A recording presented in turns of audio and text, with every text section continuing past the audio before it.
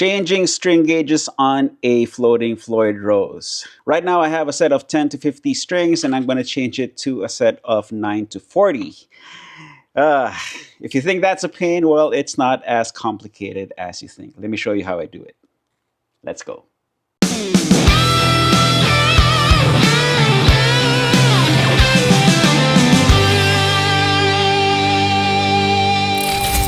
Hi there, Perfecto Castro here and welcome to my channel. I hope you're having a great day. Okay, so this is my Jackson USA Custom Shop Soloist, built by Pablo Santana. I have a video of this guitar's backstory here on my channel. I will link to it in the end screen if you want to watch it. Now in that video, I set this guitar up with a 10 to 50 string gauge set. And I feel like I want to go down a gauge, maybe to 9s. Now, since this guitar has a short scale, 24 3/4 inches, and a through neck, the sound is a little punchier than I expect from a super shredder guitar. So I'm going to go with a lighter string gauge set to bring the highs back in. So the strings I'm installing is this SIT Universal Balanced String Tension Set 9 to 40. And like with my other guitars, this Jackson also has a floating Floyd Rose setup. Nicely fluttery. Now, a lot of you folks are scared of setting up a Floyd Rose, let alone changing the string gauge on a floating Floyd Rose setup. So I will show you the way I do it, and it's not as complicated as you might think. But first, I'm going to take the strings off, I'm going to polish the frets, and I won't let you sit through all that tedious work, so here is a quick time lapse. Okay, so I have the back plate off. First thing that we'll need to do is to shim this part of the trem block. Okay. Now, usually when people block their trems, they use something like a 9-volt battery and just shove it in the cavity like this. And that immobilizes the trem from diving down, right? However, for our purposes, we don't want the tremolo to pull up. So we need to shim this area right here, this part. So to do that, I glued up enough popsicle sticks. That is the exact width of that crevice right there. That way I can block the tremolo from pulling up. And to further ensure that this tremolo block does not fall out, I am going to tighten the spring claw even more. That way the springs are pulling against the shim. It also doesn't hurt to use that 9-volt battery to shove it in the back. That way the tremolo is totally immobilized.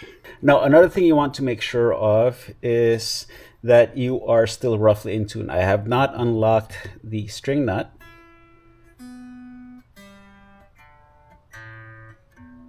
Okay, so for the most part, it is roughly in tune. So basically what we did was immobilize the bridge to its 0 position when tuned up to pitch. And you will know exactly why in a little bit. Okay, so let's get back into time-lapse mode. I'm going to take the strings off. I'm going to do the rest of the setup steps, polish the frets, and clean the electronics and all that. And then we'll come back to the string install. By the way, this video is not sponsored. So if you want to give extra support for me and my work on this channel, please drop by the video description and use my affiliate links to your favorite gear retailer. Buying from these links are of no extra cost to you, and the small commission that I get helps me keep making these videos for everybody to enjoy. Thank you so much. Okay, so it looks like I may have a mistake in my specs. It looks like this Jackson Soloist has a 25.5 scale length, which is the Fender scale length. Oops!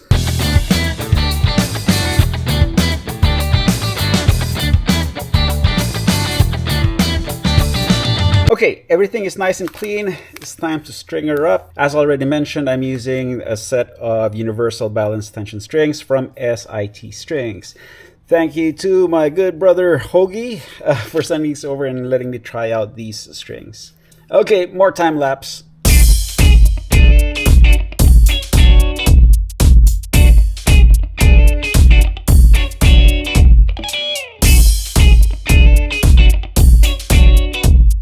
Okay, so I got the strings installed.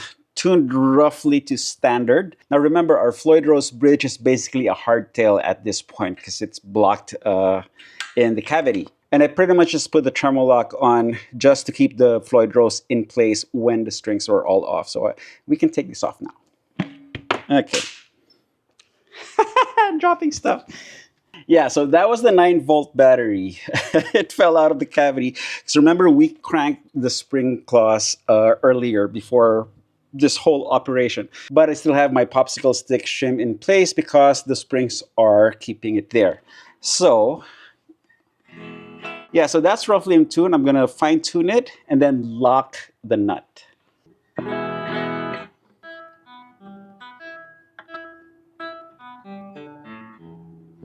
Okay, let me set up for the magic trick. Hold on. Okay, so here's my Peterson strobe tuner on screen overlaid. That way you can see everything, because I realized this tiny little headstock tuner is difficult to capture on camera. So right now, I am pretty much in tune, right?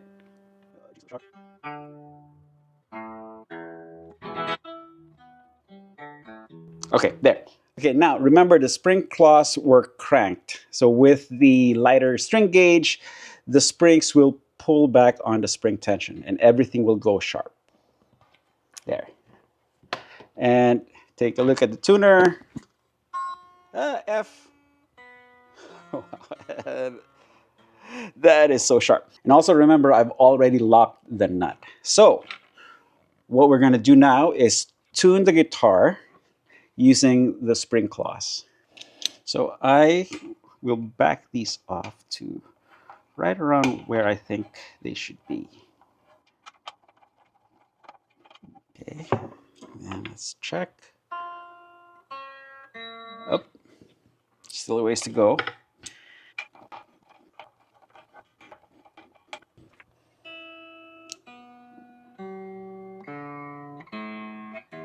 Okay, I went past it. So now we're gonna tighten it back up. Went past it. Again, hold on. Yeah, there you go. Ha, perfect. Look at that. Perfectly in tune. Okay, check the tuner.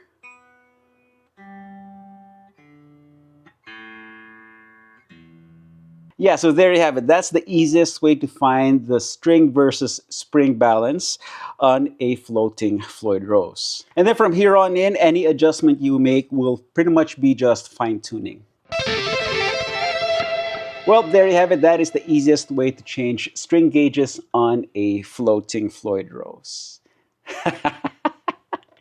I am so very thankful that I found this method a while back, and yeah, it's been helping me ever since. And again, this video is not sponsored by anybody, so if you want to go gear shopping, please use my affiliate links in the video description. The small commission that I get helps me keep making these videos for everybody to enjoy. Thank you so much for your extra support. Okay, so I'm gonna button things up. I will leave you guys with a jam using this very Jackson USA Custom Shop Soloist.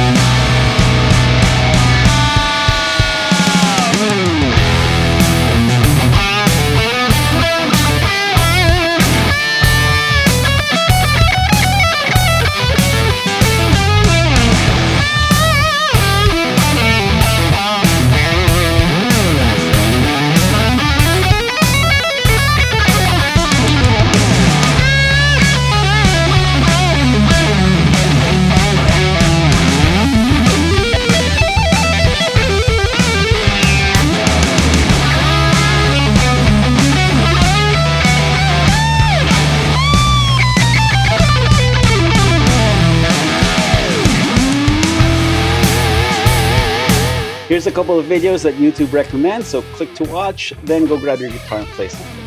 You all know the drill. Practice makes perfecto. Cheers, guys.